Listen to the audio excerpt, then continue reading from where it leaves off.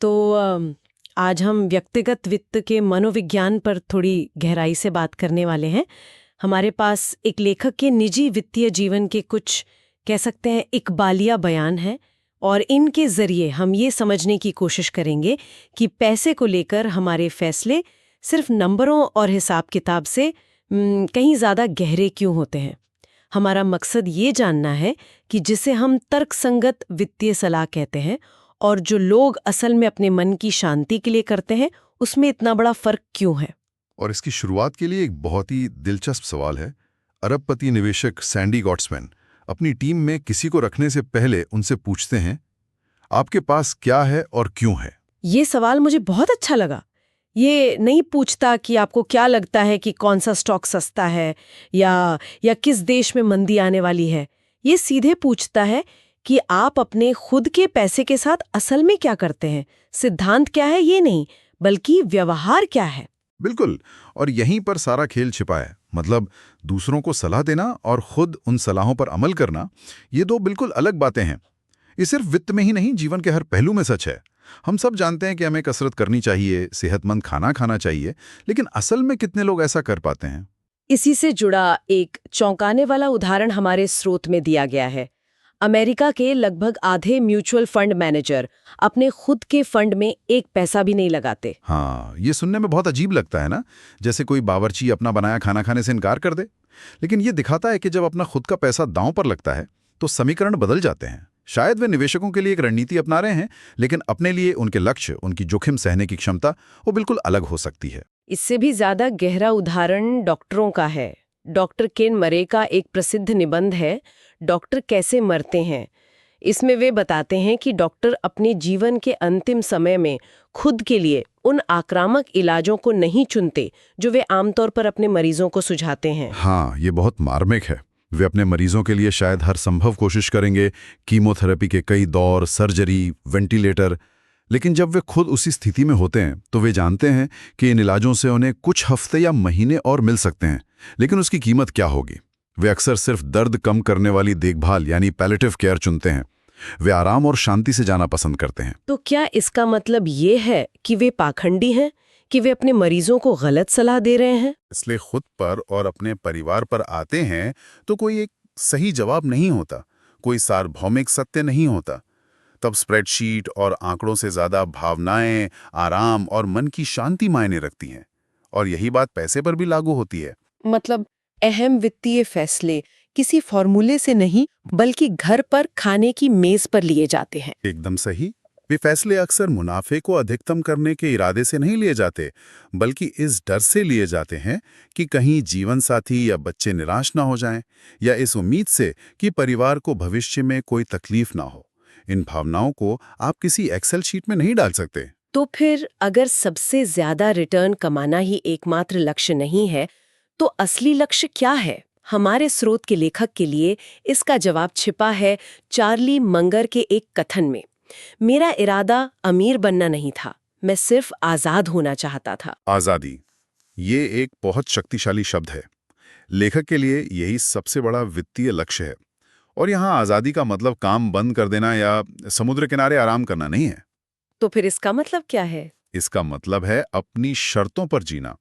हर सुबह ये जानते हुए उठना कि आप और आपका परिवार जो चाहे वो कर सकते हैं।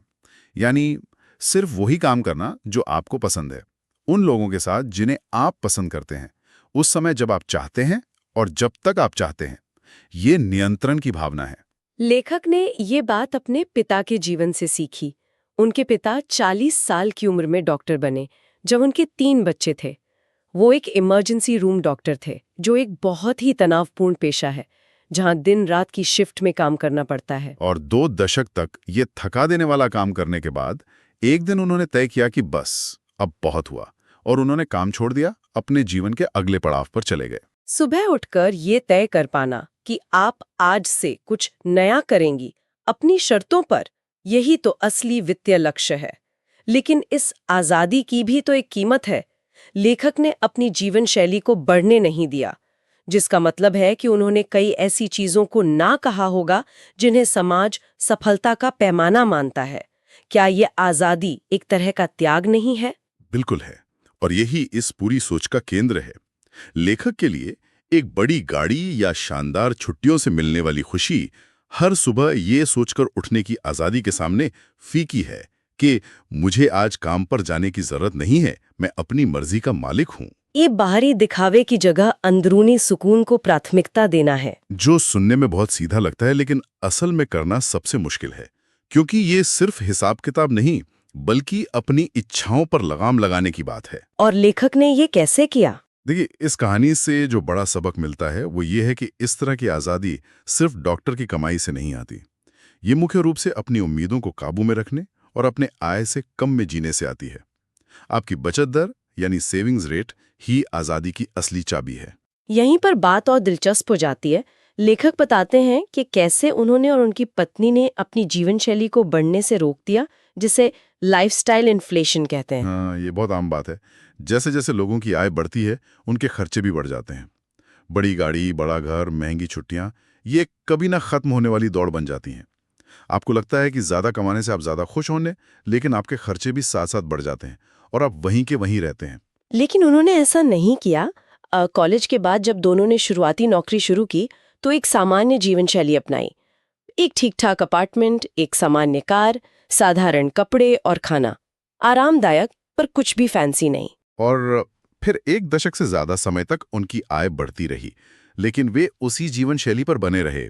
वेतन में हुई हर बढ़ोतरी सीधे उनकी बचत यानी उनके आज़ादी फंड में चली गई। वे कहते हैं कि उन्हें इस बात पर गर्व है कि उन्होंने अपनी ख्वाहिशों के गोलपोस्ट को जवानी में ही आगे बढ़ने से रोक दिया। यह एक मनोवैज्ञानिक जीत है। उन्हें कभी ये महसूस नहीं होता कि वे कोई कमी कर रही हैं या कोई त्याग कर रही हैं, क्योंकि उनकी खुशी की ज्यादातर चीजें जैसे घूमना, पढ़ना, पॉडकास्ट सुनना बहुत सस्ती या मुफ्त हैं। इसका एक और बहुत बड़ा फायदा है, जब आप अपनी ज़रूरतों को कम रखते हैं तो आप दूसरों से बराबरी करने के सामाजिक दबाव से बच जाते हैं। जैसा कि दार्शनिक नसीम तालिब ने कहा है, सच्ची सफलता किसी चूहा दौड़ से बाहर निकलकर मन की शांति के लिए अपनी गतिविधियों को नियंत्रित करना है। जब आप लगातार दूसरों की गाड़ियों, घरों और छुट्टियों को नहीं देख रहे होते हैं, तो आप खुद इस बात पर ध्यान केंद्रित कर सकते हैं कि आपके लिए असल में क्या मायने रखता है। और जब आप दूसरों से बराबरी करना छोड़ देती हैं, तभी आप अपने लिए सही फैसले ले पाती हैं, भले ही वो दुनिया की नज़र में अजीब या तरकीन लगें। बिल्कुल। और लेखक के कुछ फैसले तो किसी भी पारंपरिक वित्तीय सलाहकार की नज़र में बिल्कुल तरकीन ही लगेंगे। जैसे कि अपना घर बिना किसी मॉर्गेज यानी होम लोन के पूरी तरह कैश देकर खरीदना। वे खुद मानती हैं कि ये उनका सबसे खराब वित्तीय फैसला था, लेकिन सबसे अच्छा पैसे से जुड़ा फैसला था। ये फर्क बहुत अहम है। वित्तीय यानी जो स्प्रेडशीट पर सबसे अच्छा लगे, पैसे से जुड़ा यानी जो आपको रात में चैन की नींद सोने दे। उस समय ब्याज दरें बहुत कम थीं। कोई भी सलाहकार यही कहता कि 3% पर कर्ज लो और बाकी पैसा शेयर बाजार में लगाओ, जहां आपको 8-10% रिटर्न मिल सकता है। ये तो मुफ्त का पैसा बनाने जैसा है। लेकिन उन्होंने ऐसा नहीं किया। क्यों? क्योंकि उनके लिए ये जानना कि घर पूरी तरह से उनका है और हर महीने बैंक को कोई किस्त नहीं चुकानी है, इससे जो आज़ादी और सुकून का एहसास होता है, वो कर्ज लेकर ज्यादा रिटर्न कमाने की संभावना से कहीं ज्यादा कीमती था। यह एक भावनात्मक संपत्ति है, सिर्फ एक वित्तीय संपत्ति नहीं। वे जानते हैं कि चाहे जो हो जाए, नौकरी रहे या ना रहे, उनके सिर पर अपनी छत हमेशा रहेगी। इस एहसास की कोई कीमत नहीं लगाई जा सकती। ठीक है, घर वाली बात तो फिर भी समझ आती है, वो एक भावनात्मक फैसला है। लेकिन उनका दूसरा फैसला और भी अजीब है। वे अपनी संपत्ति का लगभग 20% सिर्फ कैश यानी नकदी में रखते हैं। ये तो सीधे सीधे अपनी खरीदने की ताकत को कम करना है। क्या ये डर पर आधारित फैसला नहीं है? आप इसे डर कह सकते हैं या फिर आप इसे गहरे स्तर का जोखिम प्रबंधन भी कह सकते हैं। हाँ, कागज पर यह फैसला गलत लगता है। पैसा बैंक में पड़ा है और महंगाई उसे धीरे धीरे खा रही है। लेकिन इसे ऐसे सोचिए, ये एक बीमा पॉलिसी की तरह है। आप हर साल स्वास्थ्य बीमा का प्रीमियम भरते हैं, ये जानते हुए कि शायद आपको उसकी जरूरत ना पड़े। वो पैसा एक तरह से बर्बाद हो रहा है, लेकिन जिस दिन कोई हादसा होता है, वही बर्बाद पैसा आपको बचाता है।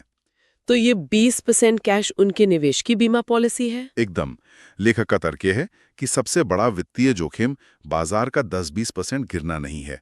सबसे बड़ा जोखिम बाजार के गिरने पर मजबूरी में अपने शेयर बेचना है। और ऐसा कब होता है? जब आपकी नौकरी चली जाती है या कोई मेडिकल इमरजेंसी आ जाती है। और अक्सर ये दोनों चीजें तभी होती हैं जब अर्थव्यवस्था खराब चल रही हो और शेयर बाजार पहले से ही नीचे हो। तो ये कैश उन्हें उस मजबूरी से बचाता है। हाँ, यह उन्हें बुरे वक्त में अपने अच्छे निवेश को औने पौने दाम पर बेचने से बचाता है। जैसा कि चार्ली मंगर कहते हैं, कंपाउंडिंग का पहला नियम है कि इसे कभी भी अनावश्यक रूप से ना रोकें। यह कैश उनके स्टॉक पोर्टफोलियो को बिना किसी रुकावट के कंपाउंड होने का सबसे लंबा मौका देता है। यह आज़ादी की ऑक्सीजन है जो उन्हें किसी भी संकट में सांस लेने की जगह देती है। चलिए, अब उनके निवेश की बात करते हैं। ये भी काफी सरल है। लेखक ने पहले अलग अलग कंपनियों के शेयर खरीदने से शुरुआत की थी। वे एक स्टॉक पिकर थीं। ये पता लगाने की कोशिश कर रही थी कि कौन सी कंपनी आगे अच्छा करेगी। जैसा कि ज्यादातर नए निवेशक करते हैं, यह बहुत रोमांचक लगता है, अगली बड़ी कंपनी ढूंढ निकालना। लेकिन यह बहुत मुश्किल भी है। और अब उनका सारा निवेश सिर्फ कम लागत वाले इंडेक्स फंड में है। कई सुनने वालों के लिए ये शब्द नया हो सकता है। आखिर यह है क्या? इसे बाजार का औसत खरीदना समझिए। एक इंडेक्स फंड किसी एक या दो कंपनियों का शेयर नहीं खरीदता, बल्कि बाजार की 500 सबसे बड़ी कंपनियों का, जैसे भारत में निफ्टी 50 या अमेरिका में S&P 500 का एक छोटा छोटा हिस्सा खरीद लेता है। ये ऐसा है जैसे आप किसी एक खिलाड़ी पर दांव लगाने के बजाय पूरी टीम की जीत पर पैसा लगा रहे हैं। इससे आपका पैसा किसी एक कंपनी के बुरे प्रदर्शन पर निर्भर नहीं करता। और लो कॉस्ट यानी कम लागत का क्या मतलब है? इसका मतलब है कि इसे मैनेज करने वाले लोग ज्यादा फीस नहीं लेते, क्योंकि वे सबसे अच्छी कंपनी चुनने की दिमागी मेहनत ही नहीं कर रहे हैं। वे बस पूरे बाजार की नकल कर रहे हैं। आंकड़े बताते हैं कि लंबे समय में 85% से ज्यादा पेशेवर मैनेजर भी बाजार के इस औसत को नहीं हरा पाते।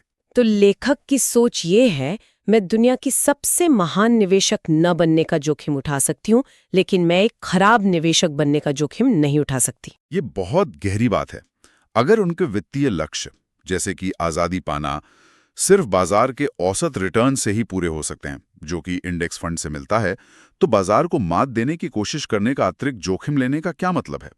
ये दांव लगाने जैसा है जब आपको इसकी जरूरत ही नहीं है। ये अपने अहंकार को संतुष्ट करने के लिए अपने भविष्य को दांव पर लगाना है। तो उनकी रणनीति बहुत सीधी है। हर तनख्वाह से पैसा इंडेक्स फंड में लगाना, रिटायरमेंट खातों को अधिकतम करना और बच्चों की पढ़ाई के लिए बचत करना। बस, कोई ट्रेडिंग नहीं, कोई हॉट टिप्स नहीं। उनका मानना है कि निवेश में मेहनत और नतीजों के बीच कोई खास संबंध नहीं है।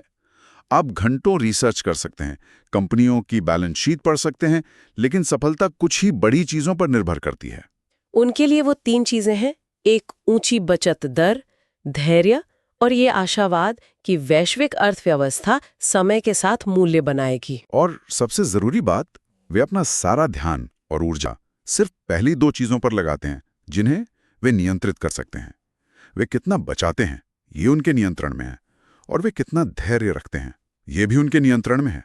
बाजार या अर्थव्यवस्था कल क्या करेगी, इस पर उनका कोई नियंत्रण नहीं है, तो वे उसके बारे में चिंता करके अपना समय और मन की शांति बर्बाद नहीं करते। तो इस सारी बातचीत का निचोड़ क्या है? ऐसा लगता है कि व्यक्तिगत वित्त का सबसे बड़ा रहस्य ये है कि इसका कोई एक रहस्य नहीं है। बिल्कुल। मेरे ख्याल से सबसे बड़ा सबक यह है कि व्यक्तिगत वित्त, जैसा कि नाम से ही जाहिर है, व्यक्तिगत ज्यादा है और वित्त कम। ये नंबरों से ज्यादा भावनाओं, डर, सपनों और आपकी खुद की कहानी के बारे में है। अंतिम लक्ष्य सबसे ज्यादा पैसा कमाना नहीं है। अंतिम लक्ष्य है आजादी और रात को चैन की नींद सोना। हर किसी का तरीका अलग हो सकता है। कोई भी तरीका जो आपके लिए काम करता है, जो आपको रात में जगाए नहीं रखता, वो पागलपन नहीं है, भले ही वो किसी किताब में न लिखा हो या कोई सलाहकार उसकी सिफारिश न करे। यह एक बहुत ही महत्वपूर्ण सवाल उठाता है, जिसे हर सुनने वाले को खुद से पूछना चाहिए। अगर आपके वित्तीय फैसले सिर्फ और सिर्फ इस बात से तय होते कि आपको रात में सबसे अच्छी नींद कैसे आती है, ना कि स्प्रेडशीट, बाजार के उतार चढ़ाव या विशेषज्ञों की सलाह से, तो कल से आप कौन सी एक चीज अलग तरीके से करते?